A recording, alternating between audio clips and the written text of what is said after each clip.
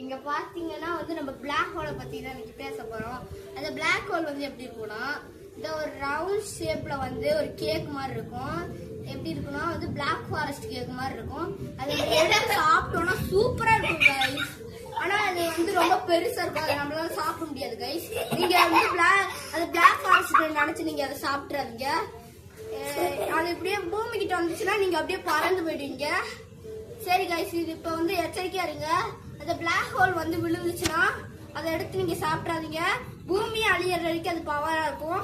அது black forest நினைச்சு நீங்க சாப்பிட்டீங்கன்னா நீங்க அப்படியே செதறி உங்க உடம்புலாம் செதறி போயிடும். இதை சொல்லதான் கைஸ் நான் உங்ககிட்ட வீடியோ எடுக்கிறேன். அதுக்கப்புறம் வந்து அந்த பால் நினைச்சு கிரிக்கெட்லாம் விளையாடுறாங்க. அது எப்படியே பேட்டே சதற அளவுக்கு அது ரொம்ப பவர்ஃபுல்லா இருக்கும்.